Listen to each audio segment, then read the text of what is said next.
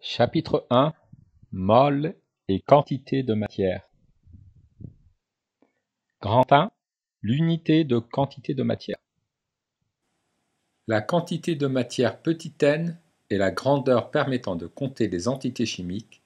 Elle s'exprime en mol.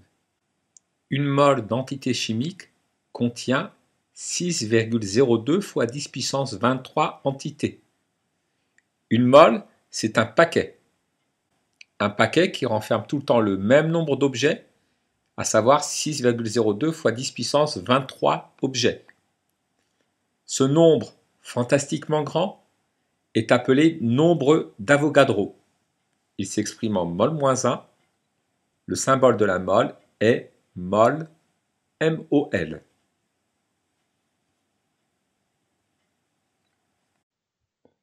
Petit 2, calcul de quantité de matière. Si on a un nombre grand N d'entités chimiques, la quantité de matière correspondante, c'est-à-dire le nombre de paquets chimiques, se calcule en divisant grand N, le nombre d'entités, par le nombre d'Avogadro, c'est-à-dire le nombre d'objets dans un paquet, dans une mole. Le nombre d'entités chimiques est sans unité, le nombre d'Avogadro s'exprime en mol-1 et la quantité de matière en mol. Grand 2, masse molaire. Petit 1, définition. La masse molaire d'une espèce chimique est la masse d'une mole d'entité chimique de cette espèce, c'est-à-dire la masse de 6,02 fois 10 puissance 23 entités chimiques. On peut calculer la masse molaire d'une espèce chimique en multipliant la masse d'une entité par le nombre d'Avogadro, le nombre d'entités chimiques dans une mole.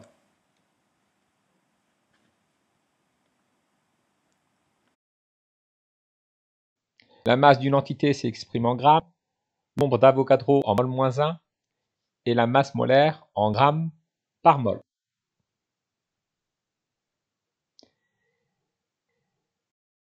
Faisons une analogie.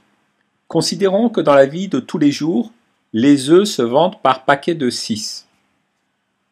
6 est l'équivalent du nombre d'Avogadro.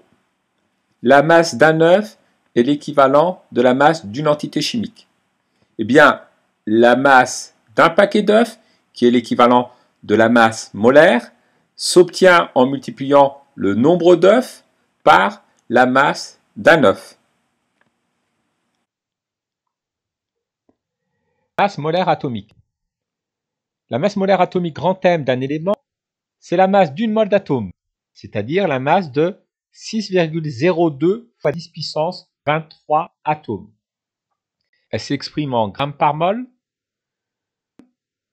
La valeur de la masse molaire atomique d'un élément est indiquée dans la classification périodique. Petit 3, masse molaire moléculaire. Définition. La masse molaire moléculaire d'une molécule, c'est la masse d'une mole de molécule, c'est-à-dire la masse de 6,02 fois 10 puissance 23 molécules. Elle s'exprime en grammes par mol, on la note grand M. La valeur de la masse molaire moléculaire d'une molécule s'obtient en additionnant les masses molaires atomiques des atomes qui constituent la molécule. Petit 4. Masse molaire ionique. La masse molaire ionique d'un ion monoatomique est égale à la masse molaire atomique de l'atome correspondant. En effet, un ion est un atome qui a perdu ou gagné un ou plusieurs électrons. Les électrons ont une masse négligeable devant le noyau. Sachant qu'on peut approximer la masse d'un ion monoatomique à la masse d'un atome, on peut également approximer la masse molaire ionique d'un ion monoatomique à la masse molaire atomique de l'atome correspondant. Grand 3, calcul des quantités de matière. Petit 1, à partir de la masse d'un échantillon, quel que soit l'état de l'échantillon, liquide, gazeux ou solide. Soit M la masse d'un échantillon d'une entité chimique. Grand M, la masse molaire de cette entité chimique.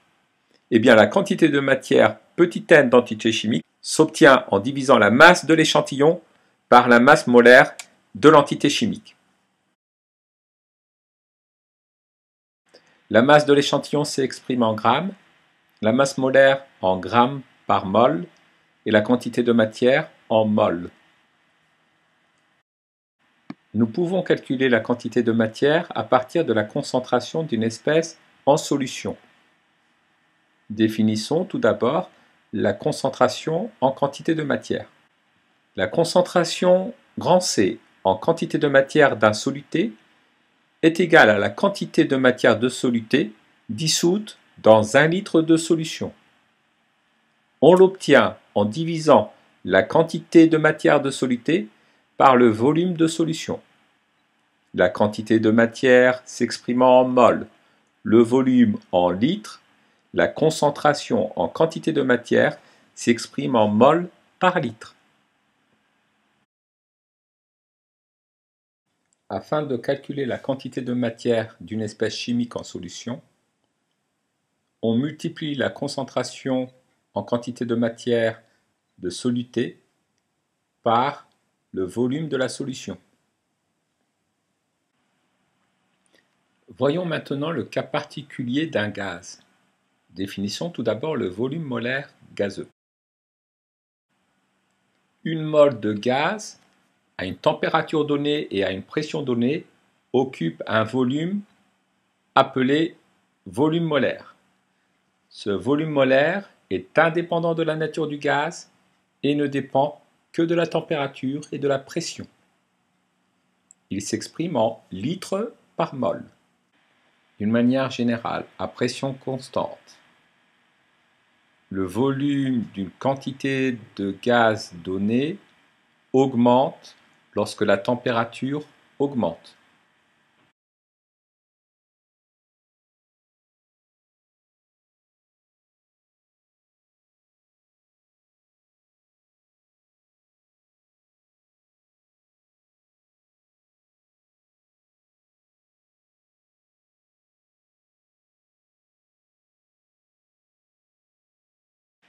D'une manière générale, à une température donnée, le volume occupé par une quantité de gaz donnée augmente lorsque la pression diminue.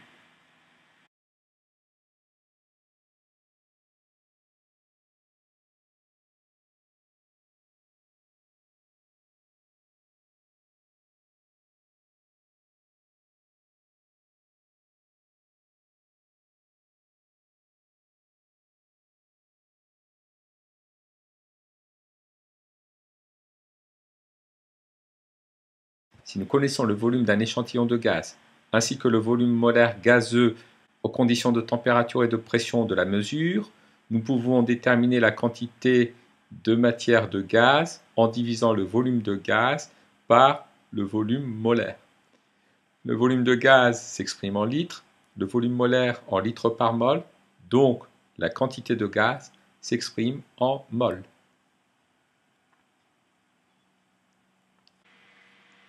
Voyons comment calculer maintenant la quantité de matière d'un liquide à partir de son volume.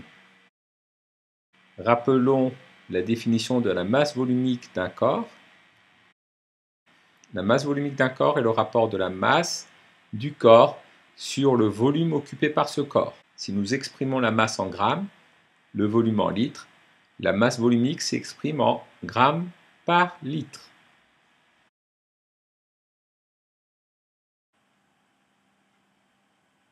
Si on dispose du volume V liquide d'une espèce chimique liquide, on peut calculer la quantité de matière de liquide correspondante.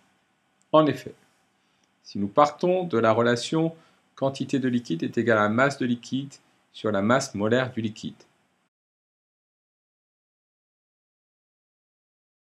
nous pouvons exprimer la masse de liquide en fonction du volume de liquide à l'aide de la masse volumique. La masse de liquide est égale à la masse volumique du liquide multipliée par le volume occupé par ce liquide.